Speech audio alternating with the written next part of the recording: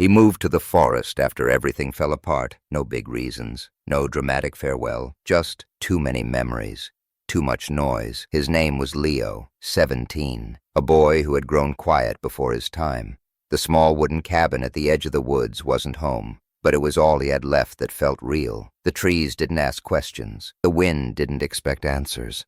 And that silence, it was the only thing that made sense. He spent his days walking through trails, listening, not for animals, not for danger, just for anything that wasn't his own thoughts. Then one day he heard something different, not loud, not sharp, just a soft, steady sound, like breathing, but broken, came from above. He looked up. There, halfway up the crooked pine tree, a large owl, still, too still, its eyes open, watching, but not flying, and something about it made him stop walking. Because for the first time in months, something looked just as stuck as he felt. The owl didn't move. Even as Leo stepped closer, it stayed still, like stone with feathers. Its body looked strong, but its wing hung low. He could see it clearly now, torn, maybe caught on a branch, maybe worse. He stood beneath it, arms crossed, unsure what to do. He wasn't a rescuer, wasn't a vet, wasn't anything, really, just a quiet boy in the middle of nowhere. Still, something pulled at him. Maybe it was the eyes,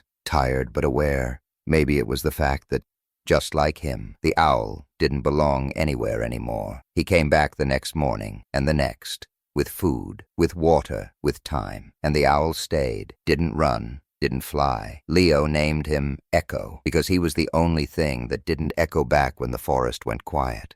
Leo built a small wooden perch beneath the tree. It wasn't perfect. It tilted slightly and wobbled when he leaned on it, but it gave him a place to sit. Each day he'd come back. Sometimes he'd talk. Sometimes he'd just sit there, breathing in the damp smell of pine and frost. Echo watched him, unblinking, calm, as if it understood. There was something in those eyes, not fear, but a kind of tired knowing. Leo started leaving food just a bit closer each day, small bits, leftovers, pieces of apple, little cuts of meat. One day, Echo climbed down.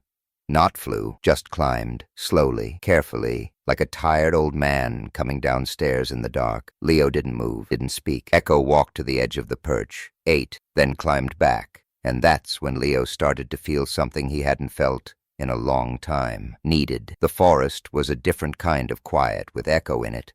It wasn't empty anymore. Leo started waking up earlier. He cooked again, cleaned the porch, repaired the cabin roof, not because he had to, but because someone was watching. He told Echo things he never told people, about his mom who left, about the brother he never met, about the fight that ended everything, and Echo just listened. One evening, while sitting beneath the tree, Leo whispered, "I think the trees are whispering again." The owl blinked, and in that moment, Leo wasn't sure if he meant the trees or himself. Weeks passed. Echo's wing didn't get worse, but it didn't get better either. Leo tried everything.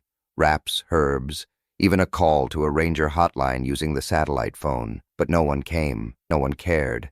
It hurt to admit it, but Leo knew Echo might never fly again, and for some reason, that thought made his chest heavy. He wasn't trying to make the bird fly again. He just wanted it to stay. He didn't realize how much that mattered now.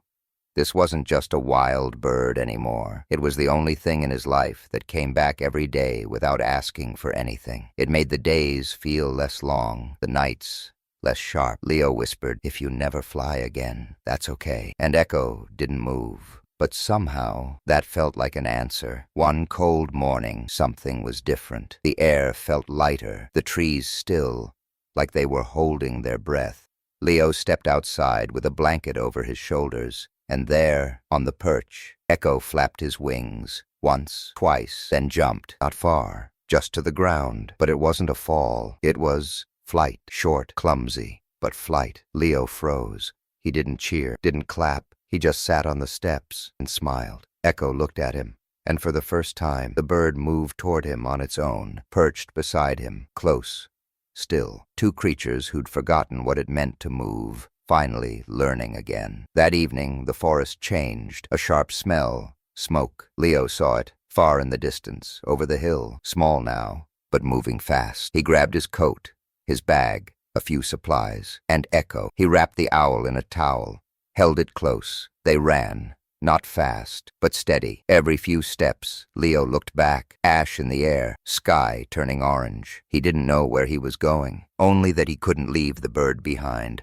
Not now, not after everything. They reached the river by nightfall. The fire hadn't followed that far, not yet. Leo built a small shelter, started a fire with dry bark. Echo sat beside him, eyes glowing in the firelight. Leo's hands shook, but he felt something else, too. Stronger, calmer. This wasn't panic, it was purpose. For the first time, he wasn't just surviving, he was protecting something. That night, Echo tucked its head under its wing and slept beside him. And Leo didn't dream of loss, he dreamed of sky. The next morning, Leo woke up to wings, real wings. Echo stood at the edge of the riverbank. Then it flew, not far, but high enough to make Leo stand. The owl circled once, twice, then landed back beside him. Leo laughed. A real cracked lip kind of laugh. "You came back." Echo blinked, and for the first time, Leo knew he could let it go, and it would still return. Weeks passed. The fire never came back. The land healed, and Leo stayed, not because he had nowhere else to go, but because this was now home. Echo still came at dusk. Sometimes they'd sit in silence. Sometimes Leo would hum. Sometimes the bird would hoot like a breath in the dark. And one day, Leo whispered into the trees, "Thank you for sending me something that didn't run away, and maybe, just maybe." The trees whispered back. If this story moved you, leave a comment below. Don't forget to subscribe for more real, emotional storytelling.